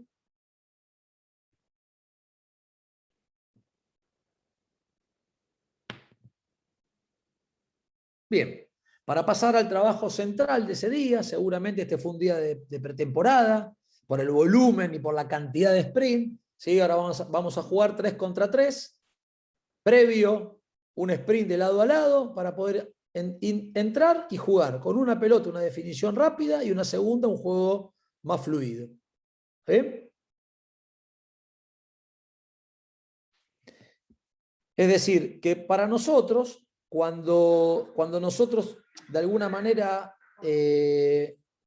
proyectamos la sesión de sprint, no solo consideramos lo que vaya a suceder en la tarea analítica, sino siempre consideramos y tenemos en cuenta cuáles son las demandas o las necesidades del entrenador en las tareas técnico-tácticas. Muchas veces, ante la necesidad de acumular un gran volumen, producto de un periodo preparatorio, planteamos un doble estímulo de la velocidad o de las variables que nosotros vigilamos en la velocidad, y dijimos cantidad de esfuerzos, cantidad de metros en la banda e intensidad en los esfuerzos. Es decir, duplicamos la demanda o duplicamos la situación a resolver y planteamos cierta cantidad de estímulo logrado o estimulado de forma analítica y otra cantidad de trabajo a realizar de forma contextualizada. También existe la posibilidad de lograrse solo de forma analítica, como también, en algunos casos, intentamos que se realice aún sea poco contextualizado y casi siempre de una forma coreografiada, es decir, en un drill, ¿sí? Intentamos que haya estímulo de velocidad. No siempre utilizamos la forma analítica, aunque sea la más frecuente, ¿sí? Nos valemos también de las otras formas. Bien, para cerrar la exposición, quería compartir con ustedes dos proyectos que estamos de alguna manera llevando adelante con Wall, y es, bueno, ya logramos determinar la carga óptima para el sprint a partir de la evaluación con distintas cargas, ¿sí? Y logramos determinar la pérdida de velocidad. Ahora lo que queríamos corroborar era cuán resistentes, o queremos corroborar cuán resistentes son nuestros deportistas a lo largo de 12 sprint con trineo, respetando una micropausa cada 2 sprint y una macropausa cada, cada 4, en pequeñas series que les permitan a los chicos o nos den tiempo, además de valorar la velocidad alcanzada, evaluar un salto, ¿sí? Un CMJ, para ver si la pérdida de velocidad coincide o no con la pérdida de altura, porque lo que fuimos notando en algunos casos es que había una escasa o nula, en realidad, pérdida de velocidad, lo que podría traducirse en series cortas, es decir, con ese peso y al no perder tanta velocidad podríamos fantasear en hacer series más largas, o quizá podríamos pensar en que sería necesario para series cortas un poco más de peso para estimular cierta fatiga y colocarlo en zona de mayor demanda. Entonces, aquí hemos probado con dos deportistas, ¿sí? Determinado la carga óptima, cercana al 20% del peso corporal o al 10% de pérdida de velocidad, y hemos repetido 12 sprints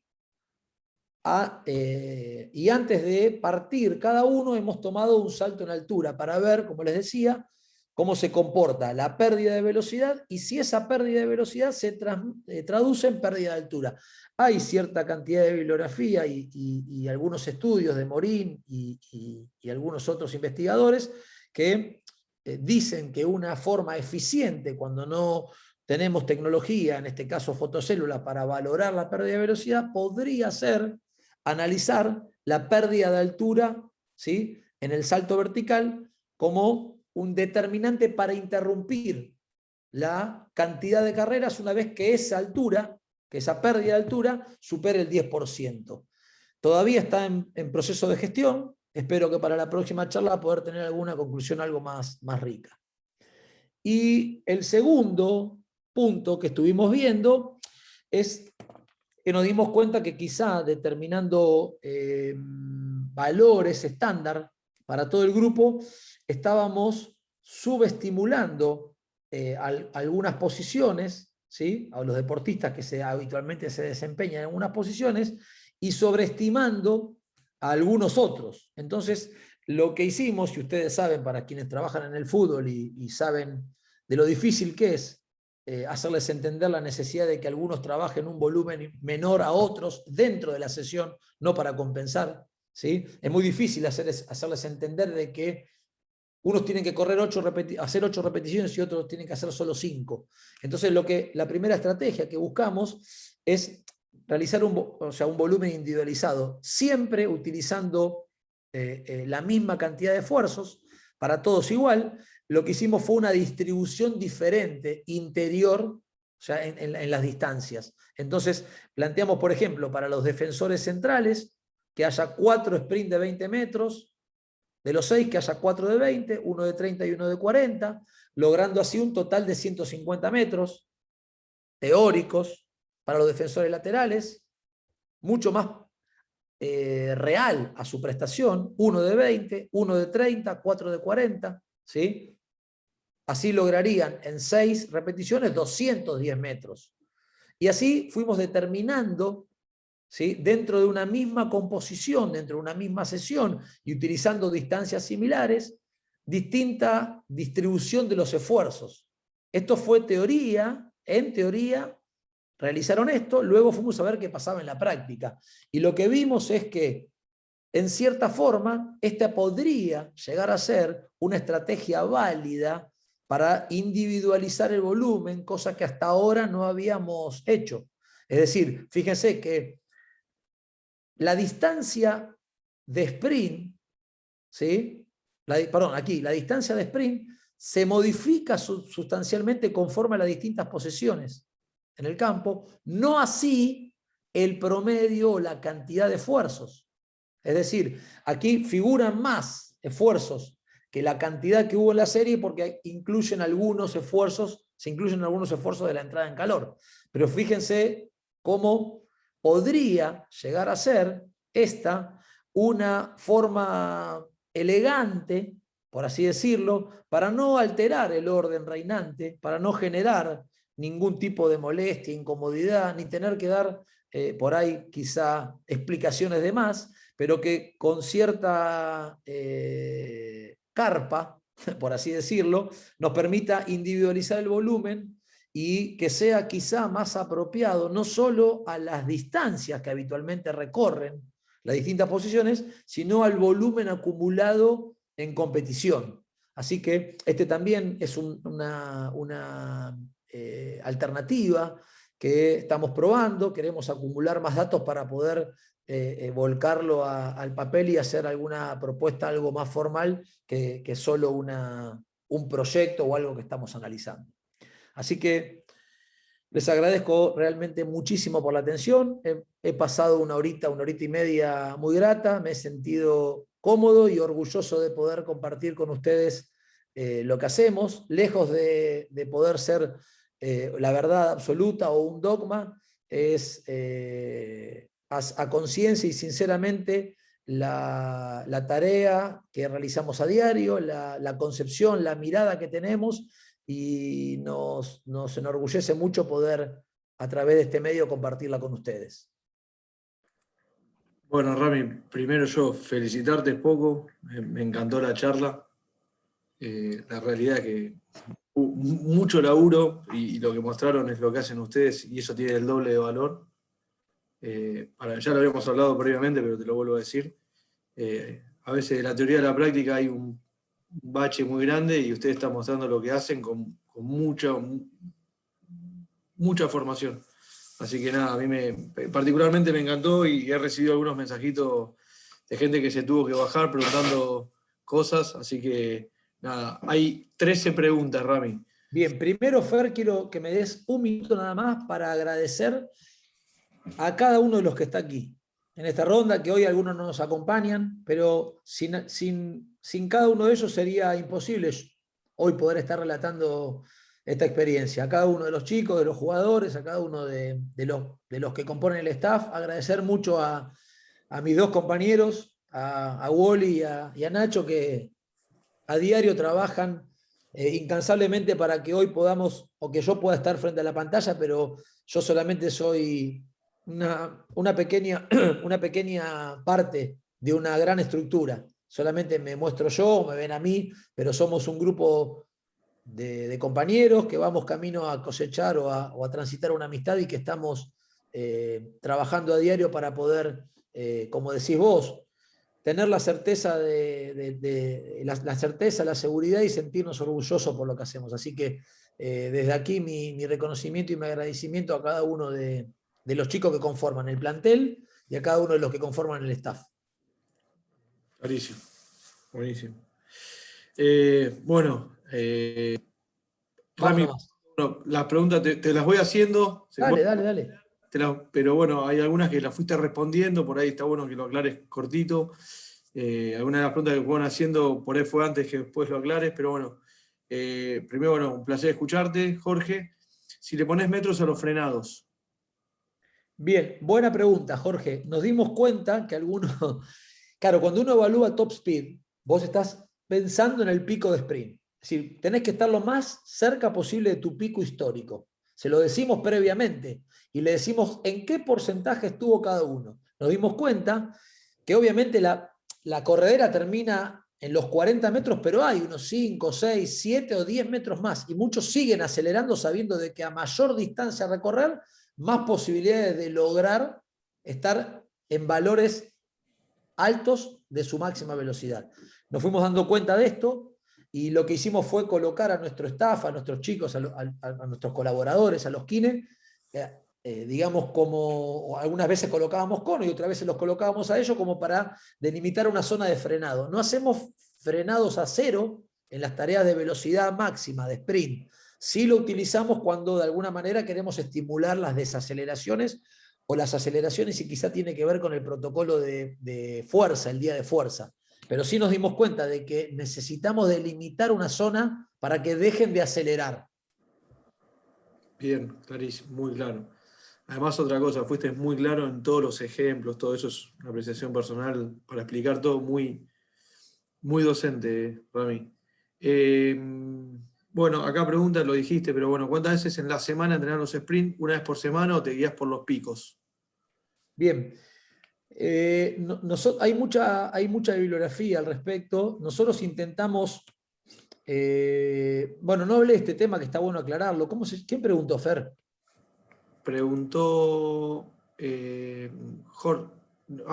Mauricio Muñoz. Buena, Mauricio, buena, Mauri, buena pregunta, muy buena. Hubo algo que no compartí y que es que nosotros tenemos una orientación multidireccional el día de fuerza, nos basamos mucho en la propuesta que, bueno, tanto con Wally como yo nos formamos en Exos y no como... Perdón, Rami, te hago una Sí, aclaración porque Brian después pregunta, a colación de esto, es si no agregan drill con cambio de dirección, ejemplo a 45 ahí grados, o está, perfecto. solo el curvilíneo, o sea, para responder las dos por ahí que vienen encajadas. Perfecto, está bueno. Mirá, nosotros la orientación de la semana, cuando armamos el microciclo estructurado y otorgamos una orientación a cada día, el día que es multidireccional, que hacemos hincapié en la velocidad multidireccional, en los cambios de dirección, ¿sí? Es el día que hacemos fuerza. En realidad esa es una tarea multiplanar para nosotros. Hay velocidades, sí, pero están más ligadas en el plano de la aceleración. Ahí hay cambios de dirección en todo tipo de ángulo y plano. Luego hay un día de orientación metabólica, ese es el día más, digamos, vinculado a la high speed running o a estresar esa banda. Y además, prácticamente la tarea es jugada en espacio amplio. Y el tercer día, que la bibliografía llama adquisitivo, en donde nosotros tomamos partida para estimular capacidades, es el día de orientación lineal. Ese día es el día que viene a estimularse el sprint. Es decir, nosotros intentamos que la velocidad como si esté presente, al igual que la fuerza, todos los días o todas las semanas. Lo que intentamos hacer es estimular la curva de fuerza-velocidad en distintas zonas según el día y el espacio de tiempo que tengamos entre competiciones.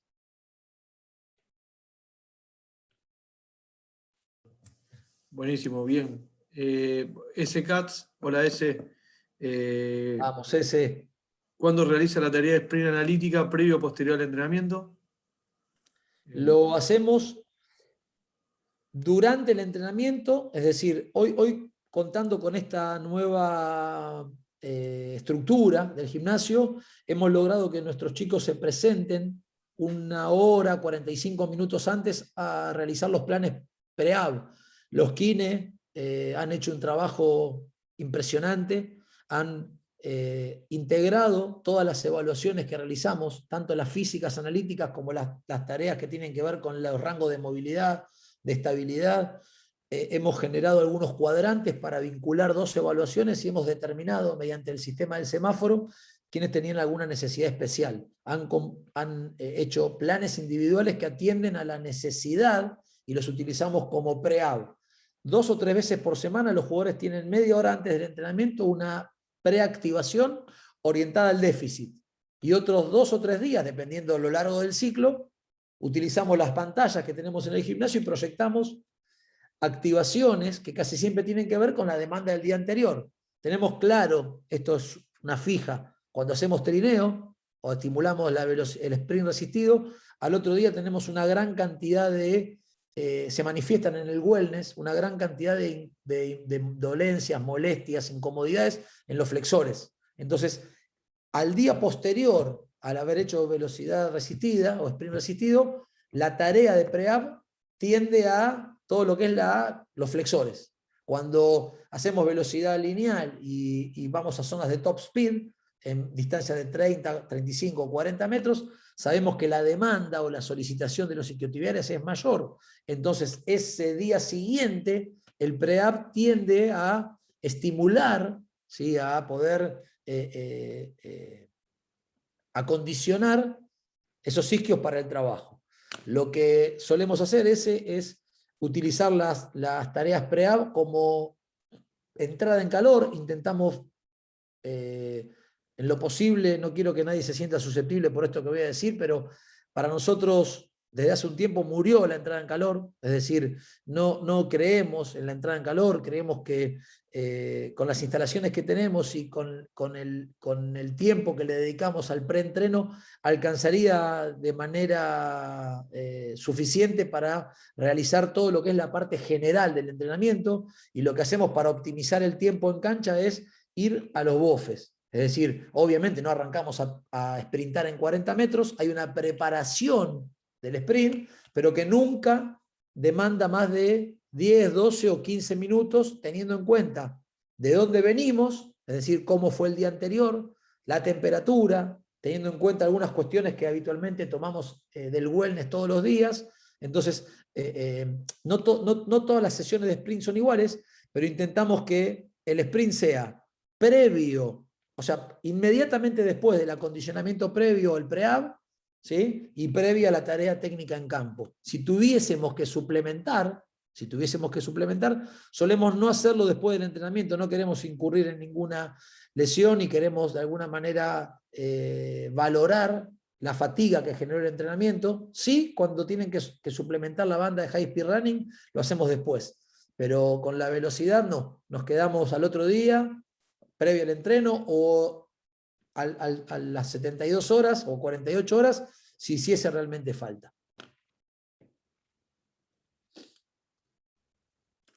Perdón que se me había silenciado, Rami. Bueno, ahí ese te volvió a contestar, valorar lo que hace con el equipo de trabajo, felicitaciones. Juan Pablo también te manda felicitaciones, excelente charla. Diego Arias, la realidad es que todas las preguntas, que hay un montón, te van poniendo, José, excelente presentación, muy claro, muy transferible, muchas gracias. O sea, la realidad, Rami, después te las mando todas las preguntas y demás. Hagamos las últimas 2 para que no sea muy extenso. No sé si vos tenés, no sé, algún Instagram o algo que quieras que se puedan contactar con vos, o el mail, o de última después. Sí, habitualmente lo suelo poner en las presentaciones, pero hoy no quería hacer medio bandera No de eso, pasa no hay nada, no, problema. pero A ver, mi la realidad es Instagram, que mi Instagram y mi Twitter son mi nombre y mi apellido con un punto en el medio. Así que para quienes quieran, yo habitualmente no soy un fanático de las redes sociales, lo comparto, más que nada, no soy de compartir grandes cuestiones de mi trabajo, o sea que no van a encontrar muchas cosas del trabajo, pero sí podemos establecer una relación, intercambiar WhatsApp y poder hablar. A mí es un tema que me apasiona, estoy orgulloso de lo que hacemos, estoy muy contento y muy feliz por cómo lo hacemos, así que me enorgullece que se interesen por conocer más de lo que sucede en el día a día. Desde ya están las puertas abiertas del club, quizá por una cuestión de restricción y de protocolo no es tan sencillo, pero no es imposible. Así que para quienes quieran podemos con tiempo por ahí armar alguna visita y recibirlos sin ningún tipo de problema. Excelente, bueno. La realidad, de verdad, hace mucho tiempo venimos haciendo estos webinars y hoy tuviste cualquier cantidad de preguntas, de felicitaciones, lo cual está buenísimo. A ver, que vamos a agarrar dos más. Bueno, Jorge Cabas, que te felicita también. Qué grande Jorge, trabajé con él en O'Higgins, qué grande, el pelado divino, buena gente. ¿Qué opinión tenés sobre hacer sesiones de sprint en pasto sintético y si existe algún estudio hecho sobre esa superficie? No, la verdad que no tengo idea. Realmente no leí nada. Nosotros sí tengo la experiencia de nuestra corredera, que es joven, la armamos hace muy poquito. En realidad lo que ganamos ahí es un espacio para cuando definitivamente las condiciones climáticas lo impidan. Sí, en las pre-ab, los kine, hay muchas tareas de shuffle, de crossover, digamos, de activación con banda o de mecánica de carrera, que es sumamente, digamos, beneficioso para salir directamente al entrenamiento. No hemos hecho sprint adentro más que alguna salida, algún día de lluvia. La verdad que, Jorge, no tengo información al respecto, pero me comprometo a buscar o investigar al respecto bueno, y compartir ahí por privado con la gente que tantos grandes recuerdos tengo ahí en O'Higgins, el capo de provincia. Bueno, Rami, mil gracias por tu tiempo, por la dedicación. Gracias a todo tu staff. Hacéselo llegar a Walter, a los Kine, a Nacho, por el laburo que están haciendo y porque sé que han colaborado para esta presentación y sé el día a día que ustedes tienen. De parte de nosotros, de todo el staff nuestro, es agradecerte. En lo particular me encantó la presentación. Así que nada, es más, ya lo vi a Walter ahí conectado, así que lo vamos a comprometer para que más adelante nos dé un webinar. Sí, aparte, ¿sabés qué, Fer? Hoy hablábamos, vinimos en el viaje de Unión ayer de Santa Fe en el micro y igual me mandaba por AirDrop, me mandaba foto de quinograma La verdad que yo no quería realmente, al revés, quería mostrar lo que hacíamos. Creo que por ahí la información, la bibliografía, las citas, los autores, hoy es mucho más fácil acceder a la información. Hasta cualquier teléfono te traduce hoy los papers en inglés o los textos en inglés. Pero quizá poder compartir con ustedes y contarles qué es lo que hacemos. Una parte, en realidad, ahí vi algunas preguntas que hablan nosotros monitoreamos la fatiga con el salto vertical, utilizamos la placa de fuerza para hacer ahí el test 90-90. Había una pregunta de esas que te Sí, preguntaba. hay otro montón de cosas que figuran en la planificación del coadyuvante. Pero bueno, es tan largo eso. Ahí Walt tiene una hermosura para hablar. Lo vamos a comprometer a Walt. Como no puede hablar, lo vamos a comprometer, así que. Uy, lo tenés ahí silenciado, debe estar como un loco. Así que, bueno, Mi compañero ahí, junto a Nacho, hacemos un trío fantástico. La verdad que estoy orgulloso de la gente con la que puedo trabajar. Más no podría pedir. Lo sé y me lo has manifestado en alguna otra charla que hemos tenido. Bueno, Rami, agradecerte, no robarte más tiempo, agradecerles a todos los que se han quedado hasta el final, que son un montón. Así que nada, los esperamos en la próxima y estamos en contacto. Chao, Rami. Gracias, Fer. Muchísimas gracias a todos y espero, como dije en la charla, haber sido claro y bueno, que haya sido al menos un aporte. Dale. Abrazo grande para todos. Abrazo grande para todos. Chau, chau, gracias.